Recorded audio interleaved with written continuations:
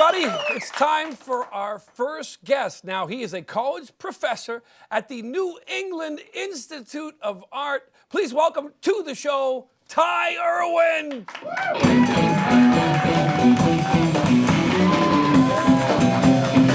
Welcome, TAI. Good to have you.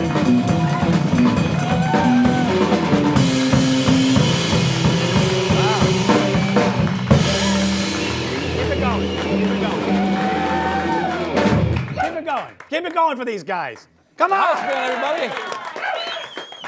TAI, welcome to season 5. We're so glad you made it here. Thank you. Now, people in Boston will know you as Morning Guy TAI, but before we get into all this radio stuff, I want to talk about your new job there at the New England Institute of Art. You are a college professor. You are teaching young minds to do audio work. Tell me about this. Wait a minute, I'm not on the radio anymore? I am a washed-up former radio host? Ah! Yeah, you're on a washed-up former talk show host show. It's true.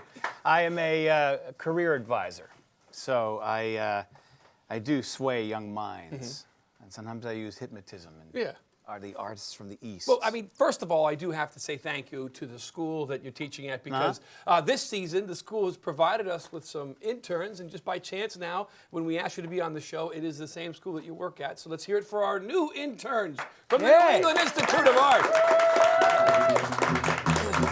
Free labor. Let's hear it for free labor. Free labor. Yeah, well. Oh, well. The whole show's about free labor. Yeah, well, you got to start somewhere.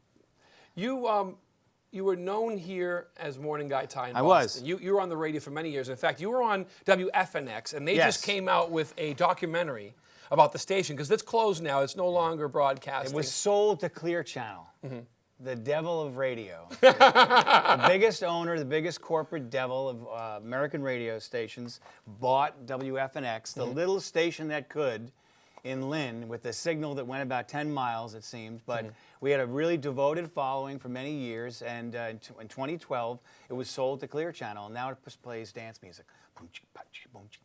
But let's tell people, especially our friends and fans that are in different parts of the country and overseas, what FNX music, what music you played. WFNX was an alternative rock station, and in many ways it was one of the premier stations of that genre of music in its time. I'm proud to say that.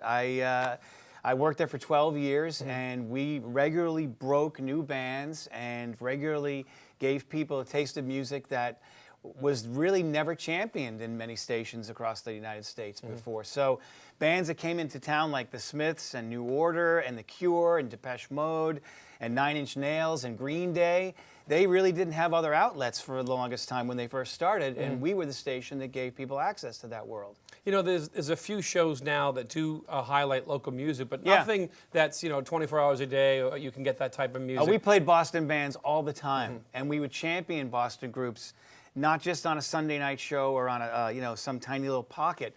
We used to integrate Bostonians' music at any time of the day or night. Now you can love that. You can only find that on the internet, like Radio BDC has that type of stuff. No, they're great at that, but it's internet only, you're right. But I think it was a sad day when FNX stopped broadcasting, and we just hope in the future maybe there'll be another channel that'll come out and play local music here. I hope so. You were also on a show called That Guy TAI. You did a talk show on RKO. I did. I was a late night talk show host. Who were some of the guests you had?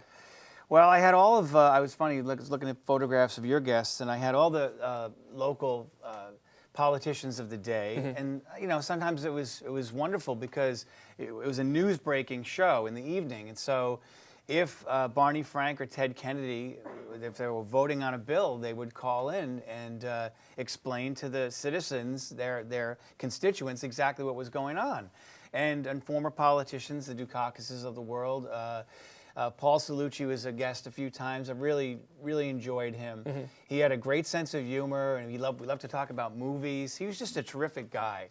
And to have him in person in my studio for an extended period of time, it was a warm, kind of intimate show for a late night show. And I really enjoyed that a lot. A lot of comedians, too. Yeah, speaking of comedians, I was at the Boston Comedy Festival just a while ago, and I was talking to Jim McHugh, who's a comedian and founder of the festival, and he mentioned you a couple of times. You guys are friends? Or? Yeah, absolutely. He would always call me up and say, I need a favor, I want to do a plug for a show. I'd say, come on.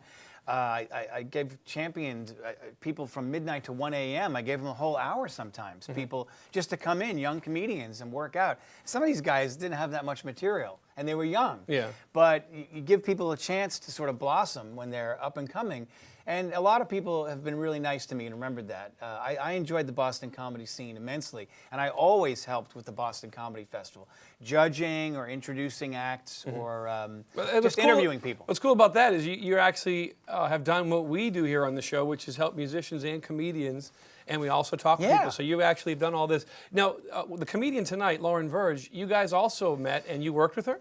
Yeah. She was a guest of mine in the late 90s, and then we ended up hiring her for a morning show that I was on. So that was a kind of nice little thing about, you meet somebody, you find out if they're great, and a couple of years later, you hire them. Yeah, and now you guys are on the same episode, which is kind of freaky. Everything's connected tonight. Everything's connected. Oh, no! Yeah. You are also doing... You're laughing. Yeah. You're not laughing. She's a fan of yours. She's laughing. She's a fan. She's wondering why I threw that guy out of the studio. A poor French-Canadian guy. Guy's just sitting here Canadians. trying to have a good time. Yeah. Boom! Hey, listen, they don't know me, they don't know you, because they won't take our show. So, you French-Canadians, you... Can you do that? Yeah, well, probably not, but it's cable access, whatever. You're also doing some voiceover work now. Where can we hear you? Well, you definitely have heard me because I've done a lot of commercials, a few television, but mostly radio commercials. I also do industrial work for companies. Will do training videos. I'll do them. A few years ago, I did all the Staples industrial training. So if you worked for Staples, I taught you how to clean the bathroom. Maybe we'll have you do some industrial videos for us here at the Steve Katsos show. No, that will not How be to sweep happening. the studio. No. Ladies and gentlemen, let's hear a round of applause for morning guy TAI. Welcome back, my friend. Thank you. Thank you. Thank Good you. to have you here. All right, we'll be right back right after this.